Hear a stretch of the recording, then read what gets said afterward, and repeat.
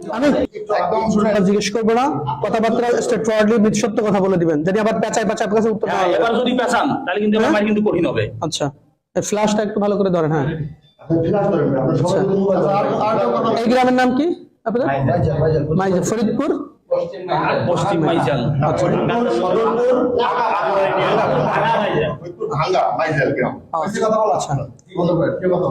আমরা আসছি হচ্ছে ফরিদপুর মাইজেল ভাঙা, না ভাঙা মাইজেল গ্রাম, কালিয়া ইউনিয়ন।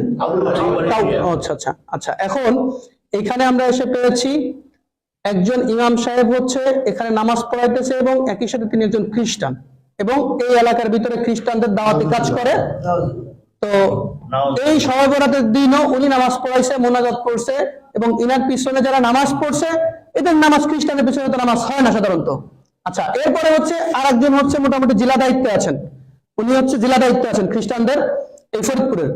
আচ্ছা, এখন বলতেছি, এখন সর্বশেষ যে ইমাম সাহেবকে দাওয়াত দিছে ওই ইমাম সাহেবের মাধ্যমে আমরা জানতে পারছি যে তিনি খ্রিস্টান।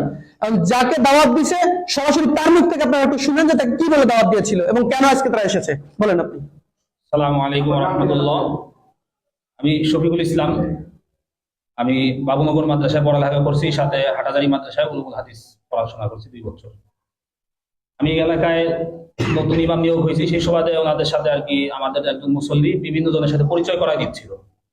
বিভিন্ন জনের সাথে পরিচয়ের সুবাদেই ওনার সাথে আমার পরিচয়, ওই মুসল্লি ওনার সাথে আমার সাথে পরিচয় করাই দিচ্ছে। পরিচয়ের পর্যায়ে উনি আমাকে বলতেছে যে ভাই আসেন, আমরা তো একই শ্রেণীর মানুষ, দুজনই আলেম, তাহলে আমাদের পরিচয়টা আর একটু গভীর হোক।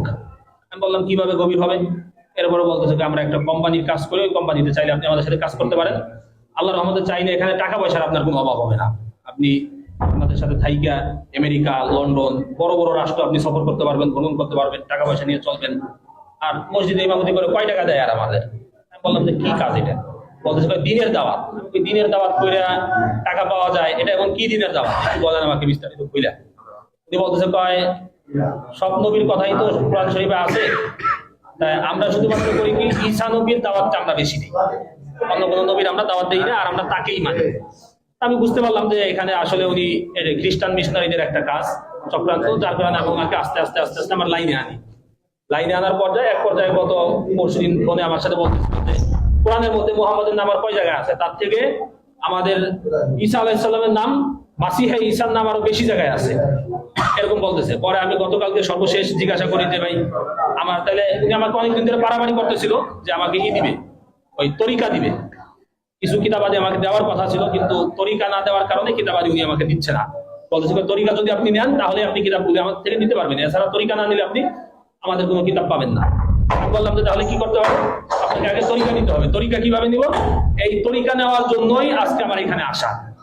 যাওয়ার কথা ছিল প্রথমে ফরিদপুর, কিন্তু আমি ফরিদপুর যখন যাচ্ছিলাম না তখন এখানে আসলাম। আর এখানে এসে আজকে আমাদের কার্যক্রম যেটা ছিল সেটা হচ্ছিল গিয়ে যে উনি আর আমি 2 জন মিলে নদীতে নামবো গোসল করতে।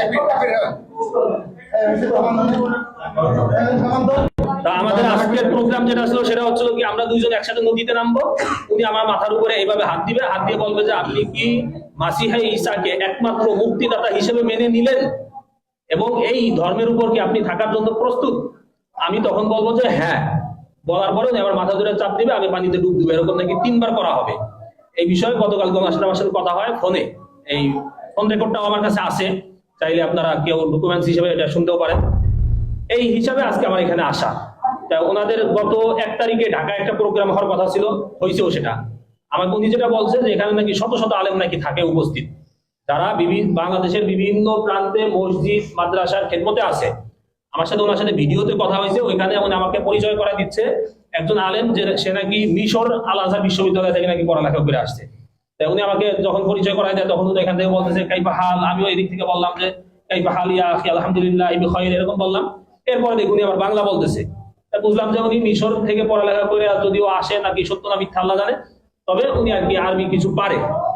এইভাবে করে আর কি কথাগুলো বিষয়গুলো আগাচ্ছিল। পরে আমি আমাদের ভাইদের সাথে, আমাদের মুনাওয়ার ভাই, তারপরে ওই পাশে যে একটা মুনাওয়ার ভাইয়ের মাদ্রাসা আছে, মাদ্রাসা শিক্ষক উস্তাদ সবার সাথে আমি পরামর্শ করি বিষয়টা নিয়ে যে ভাই কিভাবে কি করা যায়, কোনটা আমাকে বাকি দিক নির্দেশনা দেয় যে আপনি এইভাবে করে আগান, তাহলে আশা করা যায় আমরা আমাদের বড় একটা গ্রুপকে ইমানের হেফাজত করতে পারবো।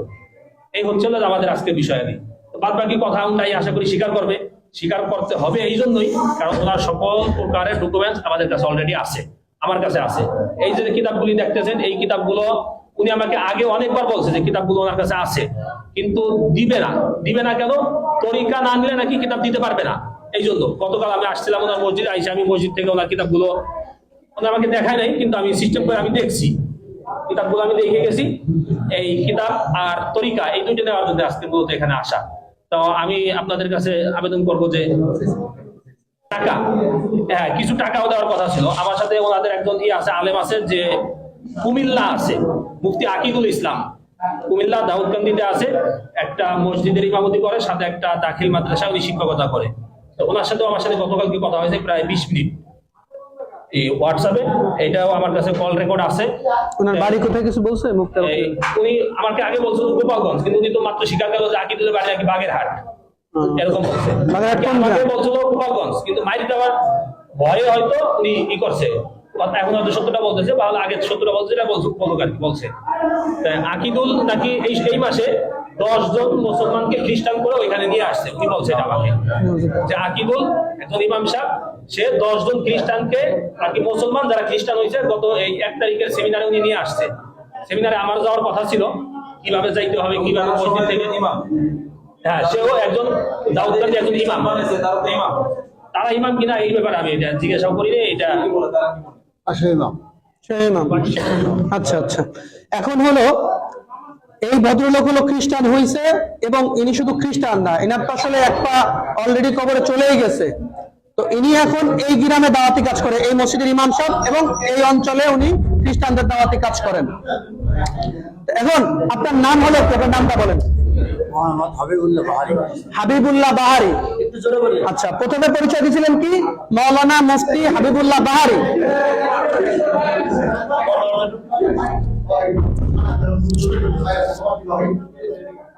ভিডিওটা একটু ই করে বন্ধ রাখেন। আপনি কি এদিকে আসেন ভাই? পরিচয় উনি প্রথমে দিছে, ওনার নাম হচ্ছে মাওলানা মুফতি হাবিবুল্লাহ বাহারি। এরপরে বলছে উনি ফাজিল শেষ করছে কোনিয়ালিয়া থেকে, দিগনগর থেকে ফাজিল শেষ করছে, আবার মাওলানা মুফতি শেষ করছে। পরবর্তীতে কিছু সময় পরে আবার স্বীকার করছে না মাওলানা মুফতি হয় নাই। তার মানে এই মাওলানা মুফতির টাইটেল পরিচয় ব্যবহার করে সাধারণ মুসলমানদেরকে ধোঁকা দিচ্ছে যে আমি একজন মাওলানা মুফতি, সব যদি খ্রিস্টান হয় তোমাদের খ্রিস্টান হতে সমস্যা কি, বা ইসাই তরিকা গ্রহণ করতে সমস্যা কি? আচ্ছা, তো এখন আপনার গ্রামের বাড়ি হলো কোথায়? মানিহার গ্রাম। মানিহার গ্রাম, থানা গোপালগঞ্জ, জেলা গোপালগঞ্জ। জেলা গোপালগঞ্জ, থানা গোপালগঞ্জ, মানিহার গ্রাম। আচ্ছা, আপনার ছেলে সন্তান কয়জন? আমার 3 বাচ্চা, 2 মেয়ে 1 ছেলে। আচ্ছা, আপনি এই পর্যন্ত দাওয়াত দিয়ে আকিদুল্লাহ খ্রিস্টান বানাইছেন? জি। আচ্ছা, শুধু আকিদুল্লাহ। শুধু আকিদুল্লাহ। আর তারপর আর কাউকে দাওয়াত দিয়েছেন? না, আর ইনারে দিয়েছেন। আর এটাকে দাওয়াত দিয়েছিলেন? কিন্তু আপনি আমাকে বলছেন যে আপনার সে অধীনে অলরেডি 5 জন খ্রিস্টান আচ্ছা, আছে। ওনার অধীনে আরো 5 জন খ্রিস্টান আছে, উনি বলছে এই রেকর্ড আছে আমাদের কাছে। আমি মিথ্যা কথা কিন্তু বলছি। উনি মিথ্যা কথা বলছে, স্বীকার যাচ্ছে। উনি বলছেন বলতে মিথ্যা কথা। তো ওনার এই কথাগুলো আমাদের বের করতে অনেক কষ্ট হয়েছে, জানি না আরো কি পরিমাণ মিথ্যা কথা বা কি পরিমাণ রহস্য ওনার ভিতরে রয়ে গিয়েছে। এরপরে হচ্ছে ইনি হচ্ছে ইনার গুরু, এবং ইনি হচ্ছে ফরিদপুর জেলার দায়িত্বশীল হচ্ছে এই ভদ্রলোক। এখন উপর দিকে ক্যামেরার দিকে তাকান। এদিকে। আচ্ছা, আপনার নাম হচ্ছে কি? আমার নাম সরোয়ার। মাওলানা মুফতি সরোয়ার। জোরে বলেন, মাওলানা মুফতি সরোয়ার। জি, মাওলানা আচ্ছা, মুফতি সরোয়ার। মাওলানা মুফতি সরোয়ার। আপনার গ্রাম? আমার গ্রাম বাঁশবেড়িয়া, জন্দনিয়া, টঙ্গিপাড়া থানা, গোপালগঞ্জ। দুইজনই গোপালগঞ্জের মানুষ? জি। আচ্ছা আচ্ছা, এখন আপনারা দুজনেই হচ্ছে এখন রাইট নাও খ্রিস্টান, তাই তো? আচ্ছা, আপনি হচ্ছেন একজন বক্তা একই সাথে, তাই না? আপনি বলছিলেন জি। উনি মোটামুটি অত্র অঞ্চলের মোটামুটি একজন জনপ্রিয় বক্তা, এবং একই সাথে খ্রিস্টান ধর্ম প্রচারক। এবং উনার কাছ থেকে কতজন এই পর্যন্ত এই জিনিসটা কি বলছিল আপনাকে? আচ্ছা, উনি দাওয়াত দিয়েছিলেন। কথা হয় না। আচ্ছা, আগে জিজ্ঞাসা করছি যে আপনি কতদিন ধরে এখানে আসছেন, হ্যাঁ। আর কি এই ধর্মে দীক্ষিত হয়েছেন? উনি বলছেন যে 1 বছর। 1 বছর। তা আমি জিজ্ঞাসা করছি আপনি কার থেকে হয়েছেন? উনি বলছেন যে আমি হয়েছি সরোয়ার থেকে। আমি বলছি 1 বছর আসছি এখানে। আচ্ছা, আপনি হয়েছেন সরোয়ার থেকে? আপনি না, না, দীক্ষিত হয়েছেন এরকম বলছেন, আর আপনি সরোয়ার থেকে আচ্ছা, হয়েছেন। 1 মিনিট, ওদিকে ফিরে। না না, আচ্ছা, 5 মাস আপনি- ধরে জড়াইছে right. এর ভিতরে। আপনি 5 মাস জড়াইছে। হ্যাঁ, এই নিজেকে চাকরি করে বোধহয়। এদিকে তাকান। আপনাকে খ্রিস্টান বানাইছে কে? এক কথায় উত্তর দিবেন। আকিদুল বানাইছে। আর আপনি তো আকিদুলকে খ্রিস্টান বানাইছেন, আপনি স্বীকার করেছেন। তাহলে আপনি যে একমতে 4 রকমের কথা বলতেছেন, আপনারা সরাসরি খ্রিস্টান কে বানাইছে আপনি বলছেন প্রথম ইনা কথা, ইনি হচ্ছে এই জায়গার প্রধান। আমি সত্যি কথা বলি। এক মিনিট, আপনি খ্রিস্টানের দাওয়াত দিছে উনি, স্টেট ফরওয়ার্ড কথা বলবেন। উনি দেশে চুপ, আর কোনো কথা হবে না, উনি আপনাকে দিছে। তাহলে আপনি বলছেন যে এই পর্যন্ত আপনি কাউকে দাওয়াত দেন নাই। তারপরে বলো যে আপনি হচ্ছে নিজে খ্রিস্টান হয়েছেন, এরপরে আপনি বলছেন আপনার ভাইজে বলছে যে উনি মানে মানে অনেক টাকা পায়, হ্যাঁ, যার কারণে ওই টাকা নিয়ে উনি ফ্ল্যাট নিয়ে ঢাকায় থাকে। একজন ইমাম সাহেবের পক্ষে তো ঢাকায় ফ্ল্যাট নিয়ে 2-3টা ফ্ল্যাট নিয়ে থাকা কি সম্ভব? বলেন। তার মানে উনার মাধ্যমে হাজার হাজার মানুষ খ্রিস্টান হওয়া সম্ভব, কারণ উনি একটা কমিউনিটির লিডার, এই যে ইনি, এবং উনার টাইটেল হলো উনি মাওলানা মুফতি। এগুলো হলো প্রতারণা। হ্যাঁ, এবার গত মাসে 1 লাখ টাকা কামাইছে, তাই না? তাই বলছে, ভিডিও আছে। আচ্ছা, আর আপনি এক মিনিট আপনি উনাকে দাওয়াত দিয়েছেন, স্ট্রেট ফরওয়ার্ড করে বলবেন, উনাকে দাওয়াত দিয়েছেন তো অনেক আগে। জি দাওয়াত দিয়েছেন। জি। ওকে, আপনি বলছেন যে আপনি কারো দাওয়াত দেন নাই। এই একজন পাওয়া গেল আপনাদের খ্রিস্টান, ওই একজন পাওয়া গেল উনি উনাকে দাওয়াত দিয়েছেন। আচ্ছা আচ্ছা, এই হলো আমাদের অবস্থা। আর এইরকম অবস্থায় সারা বাংলাদেশে এইরকম অসংখ্য মানুষ পাওয়া যাচ্ছে যারা এই ধরনের প্রতারণা আমাদের মুসলমান কমিউনিটির সাথে করতেছে।